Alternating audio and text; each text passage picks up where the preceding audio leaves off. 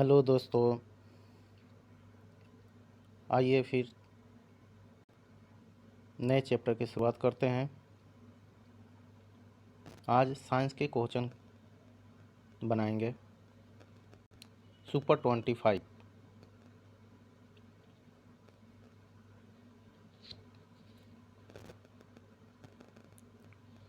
चलिए आइए पहला क्वेश्चन देखते हैं। ये क्वेश्चन आपके स्क्रीन पे कह रहा है कि विद्युत आवेश का एसआई मात्रक क्या होगा। विद्युत आवेश का एसआई मात्रक क्या होता है। ऑप्शन है वोल्ट, कूलॉम, केल्विन, किलोग्राम। इसमें से आपको बताना है। तो इसका आंसर होगा option number B, coulomb. Option number B होगा कूलॉम। ठीक है, आगे बढ़ते हैं। फिर दूसरा क्वेश्चन देखते हैं। देखिए दूसरा क्वेश्चन, विस्थापन की सही इकाई क्या है। विस्थापन की सही इकाई क्या है। ऑप्शन देखते हैं मीटर, किलोमीटर, सेंटीमीटर और मीटर प्रति सेकंड। ठीक है, आपको इसमें बताना है कि कौन सा ऑप्शन सही होगा।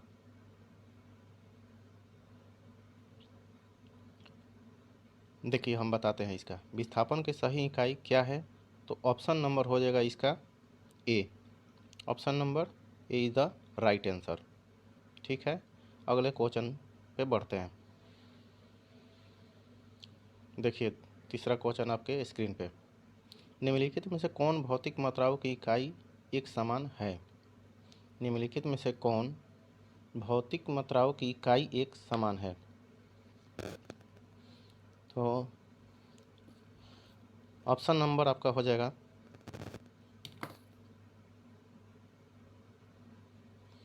ए। Option number A is the right answer. कार्य और ऊर्जा आपको मात्राओं की इकाई जो होती है एक समान होती है। अगला क्वेश्चन देखते हैं। ये क्वेश्चन आपके स्क्रीन पे, प्रकाश वर्ष निम्नलिखित में से किसकी इकाई है। ठीक है, ऑप्शन है समय, दूरी, प्रकाश की गति और प्रकाश की तीव्रता। ठीक है, प्रकाश की तीव्रता। तो इसकी हो जाती है ऑप्शन नंबर बी, दूरी। ऑप्शन नंबर इसकी बी हो जाती है दूरी। ठीक है, आगे बढ़ते हैं।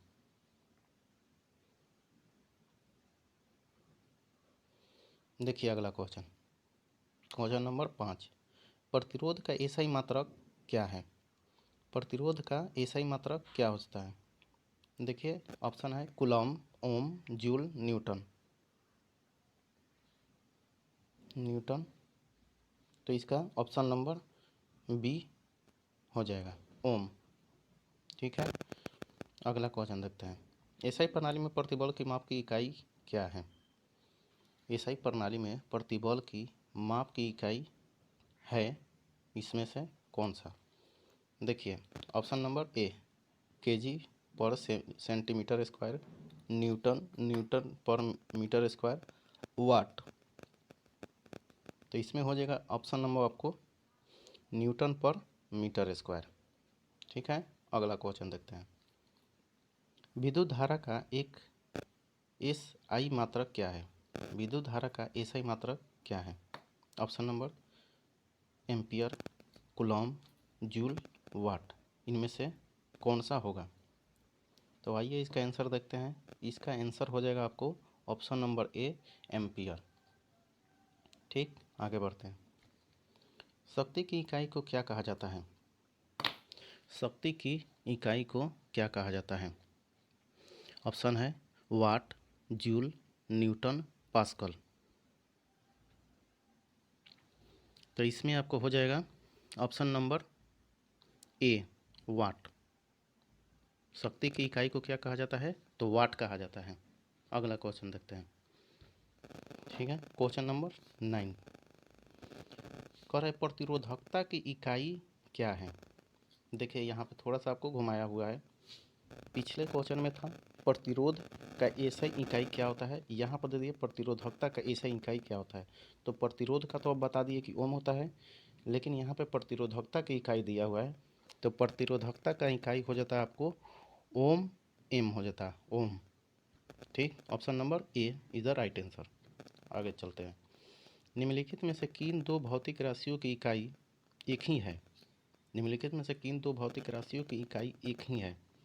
ऑप्शन नंबर है दाब और बल, बल और उत्क्षेप बल। यहाँ पे थोड़ा सा प्रिंट गलती हो गया है, उत्क्षेप हो गया है, उत्क्षेप होता है। बल और गति, और डी नंबर है बल और चाल। इनमें से कौन सा होगा। निम्नलिखित में से किन दो भौतिक राशियों की इकाई एक ही है। तो इसका हो जाएगा option number B. Option number B हो जाएगा, बल और उत्क्षेप बल हो जाता है। ठीक है, आगे बढ़ते हैं। अगला क्वेश्चन आपके स्क्रीन पे रीड कीजिए और बताइए।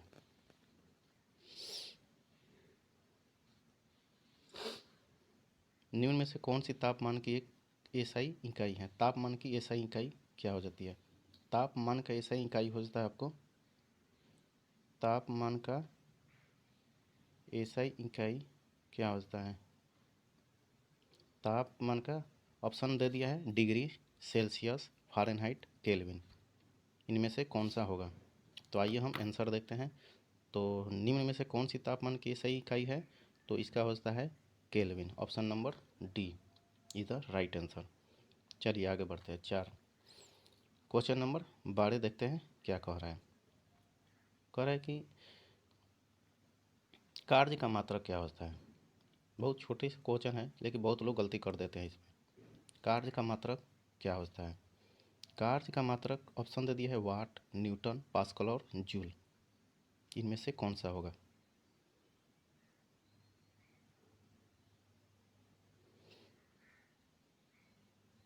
तो आइए इसका आंसर देखते हैं। इसका आंसर कार्य का मात्रक है, इसका आंसर हो जाएगा joule. Option number D is the right answer. आगे बढ़ते हैं और देखते हैं क्या कहता है। कह रहा है 13 नंबर, भार का एसआई इकाई क्या है। भार का एसआई इकाई क्या हो जाता है। ऑप्शन दे दिया है किलोग्राम, न्यूटन, ग्राम, सेंटीमीटर। चलिए बताइए आप।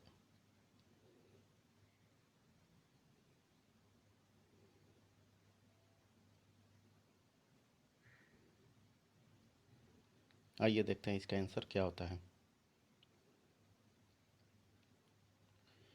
भार का एसआई इकाई क्या होता है। तो भार का एसआई इकाई जो होता है आपको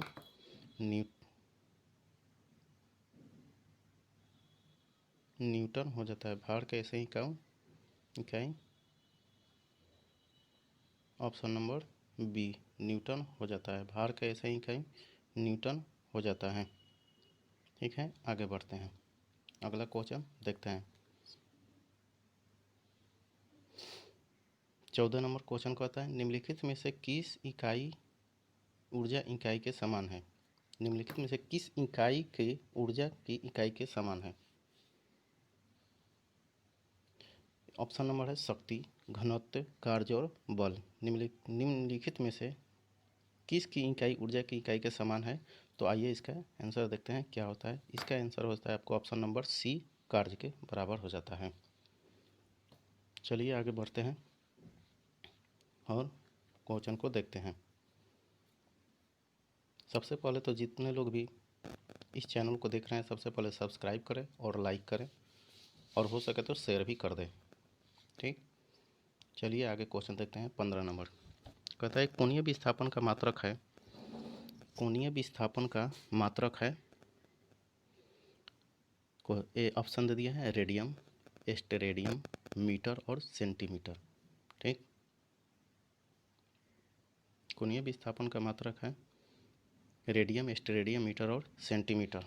तो आइए इसका आंसर देखते हैं क्या होगा। इसका आंसर हो जाएगा आपको रेडियम। इसका ऑप्शन हो जाएगा radium. Option number A is the right answer. चलिए आगे बढ़ते हैं। 16 नंबर क्वेश्चन कहता है एक पारसेक निम्नलिखित में से किसके बराबर है। एक पारसेक निम्नलिखित में से किसके बराबर है? ऑप्शन दे दिया है 3.38 प्रकाश वर्ष, बी नंबर दिया है ऑप्शन 3.18 प्रकाश वर्ष, सी नंबर ऑप्शन दिया है 3.33 प्रकाश वर्ष और डी नंबर ऑप्शन दे दिया है 3.26 प्रकाश वर्ष। चलिए बताइए जल्दी, 5 सेकेंड है आप लोगों के पास, चलिए बताइए।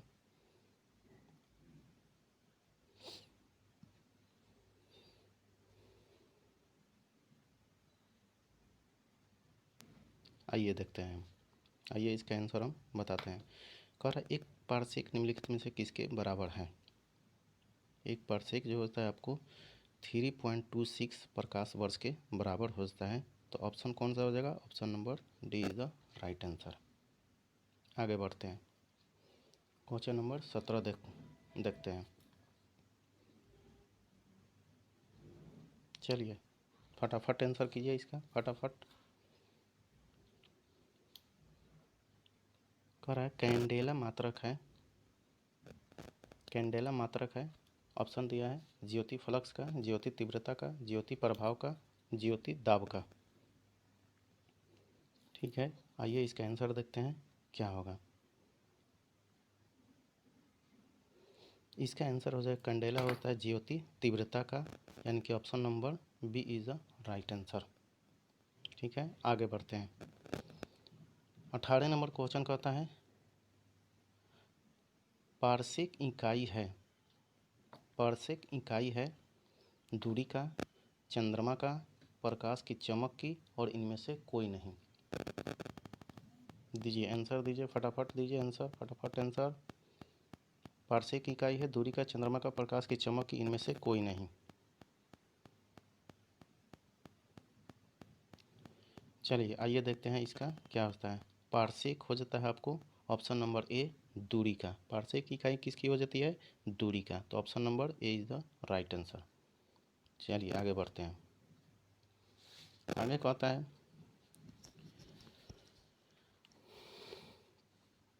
मात्रकों की अंतर्राष्ट्रीय पद्धति कब लागू की गई? मात्रकों की अंतर्राष्ट्रीय पद्धति कब लागू की गई? ऑप्शन है 1996 में, 1971 में, 1983 में, 1991 में। दीजिए फटाफट आंसर दीजिए, तो कौन सा होगा? मात्रकों की अंतर्राष्ट्रीय पद्धति कब लागू की गई? आइए इसका आंसर जानते हैं क्या होगा। देखिए इसका आंसर हो जाएगा ऑप्शन नंबर बी 1971 में अंतर्राष्ट्रीय पद्धति लागू की गई थी। तो ऑप्शन नंबर हो जाएगा B is the right answer. ठीक है, आगे बढ़ते हैं। निम्नलिखित में कौन सदिश राशि नहीं है? क्वेश्चन नंबर 20 कहता है निम्नलिखित में से कौन सदिश राशि नहीं है? कौन सा सदिश राशि नहीं है? ऑप्शन दे दिया है विस्थापन, वेग, बल, आयतन। विस्थापन, वेग, बल और आयतन। ठीक, तो इसका ऑप्शन देखते हैं आंसर क्या होगा। इसका आंसर देखते हैं क्या होगा। तो इसका ऑप्शन नंबर डी हो जाएगा। निम्नलिखित में कौन सदिश राशि नहीं है? तो होता है आपको आयतन। ठीक, विस्थापन होता है, वेग होता है, बल होता है। आएगा आगे क्वेश्चन ये भी कि सदिश राशि कौन सा है। ठीक है, आगे बढ़ते हैं। 21 नंबर क्वेश्चन कहता है निम्नलिखित में कौन सा सदिश राशि है? देखिए आ गया ना, वहाँ पर देता कौन सा सदिश राशि नहीं है, यहाँ पर दे दिया है कौन सा सदिश राशि है, यानी कि वेक्टर है। देखिए ऑप्शन दे दिया है संवेग, दाब, ऊर्जा और कार्य। निम्नलिखित में कौन सा सदिश राशि है? दाब, संवेग, ऊर्जा और कार्य। ऑप्शन नंबर देखते हैं कौन सा होगा आंसर।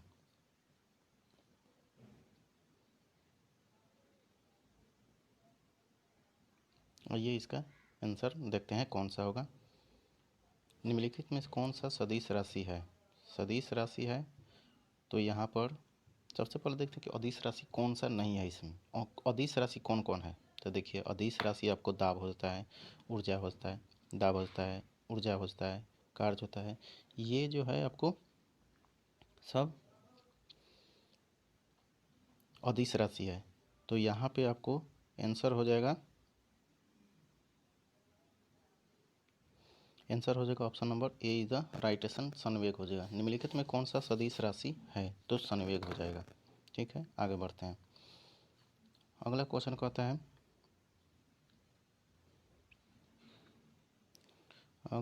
कहता है, एक लड़की झूले पर बैठी स्थिति में झूला झूल रही है।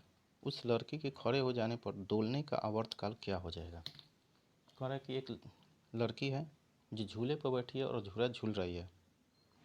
इस लड़की के खड़े हो जाने पर अगर वो अचानक खड़े हो जाती है तो दोलन का आवर्तकाल क्या हो जाएगा। ठीक है, तो ऑप्शन दे दिया है। ए नंबर कम हो जाएगा, बी अधिक हो जाएगा, सी लड़की की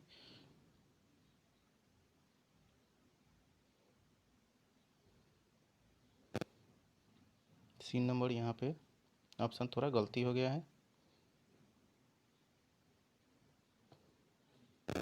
और डी नंबर दे दिया है अपरिवर्तित रहेगा। तो इसका आंसर क्या हो जाएगा, आंसर देखते हैं क्या हो जाएगा। इसका आंसर हो जाएगा आपको, लड़की के झूले पर बैठी झूला झूल रही है, उस लड़की के खड़े हो जाने पर डोलने का आवर्तकाल क्या होगा। तो डोलने का आवर्तकाल जो हो जाएगा आपको, जब खड़ी हो जाएगी लड़की तो उसका आवर्तकाल जो हो जाएगा कम हो जाएगा। तो ऑप्शन नंबर ए हो जाएगा। ठीक, आगे बढ़ते हैं।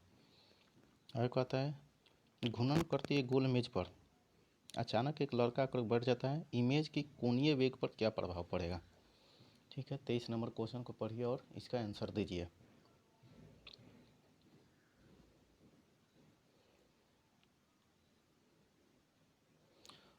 और जितने लोग भी देख रहे हैं इस वीडियो को, अगर लाइक नहीं किया है तो लाइक करें और सब्सक्राइब करना नहीं भूलें। ठीक है, हो सके तो शेयर भी कर दीजिए। जो फिर नया नया वीडियो आपके सामने आता रहे। देखिए 23 नंबर क्वेश्चन क्या कहता है, घूर्णन करती एक गोल मेज पर अचानक एक लड़का आकर बैठ जाता है, इमेज की कोणीय वेग पर क्या प्रभाव पड़ता है। ऑप्शन दिया है, कम हो जाएगा, बढ़ जाएगा, उतना ही रहेगा, कुछ नहीं कहा जा सकता है। कह रहा है कि घूर्णन करती एक गोलमेज है, वो चक्कर कर रही है, घूर्णन कर रही है, उस पर अचानक एक लड़का आकर के बैठ जाता है तो उसके कोणीय वेग पर क्या फर्क पड़ेगा। तो उसका कोणीय वेग जो हो जाएगा आपको कम हो जाएगा। ऑप्शन नंबर क्या हो जाएगा, option number A is the right answer. ठीक, चलिए आगे बढ़ते हैं और ये अगला क्वेश्चन देखते हैं क्या कहता है।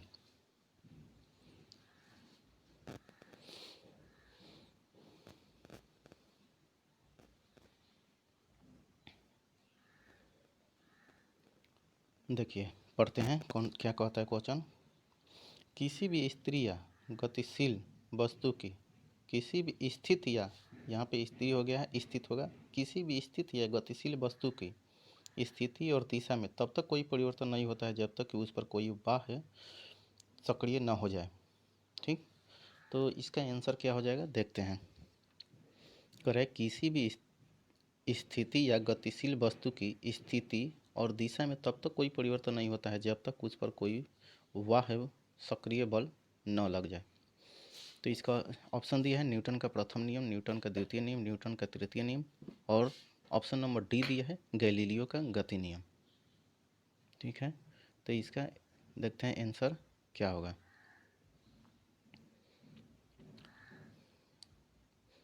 देखिए इसका आंसर हो जाएगा आपको 24 नंबर का आंसर हो जाएगा आपको तृतीय नियम।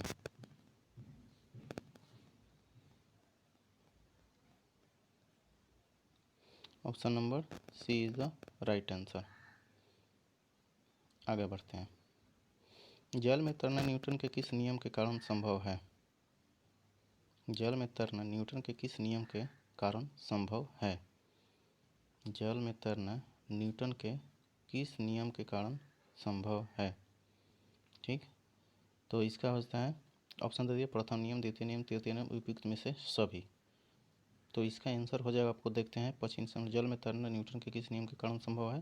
तो ये हो जाता है आपको तृतीय नियम के कारण, तृतीय नियम के कारण हो जाता है।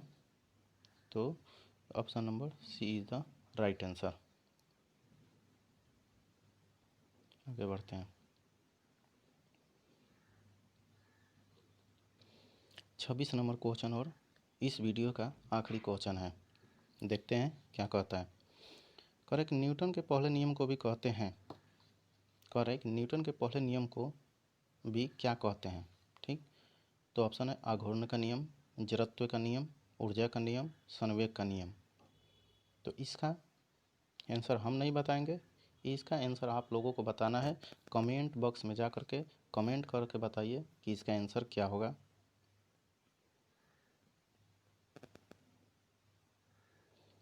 ठीक, अच्छे से इसको रीड कीजिए और इसका आंसर कमेंट बॉक्स में देना ना भूलें। और फिर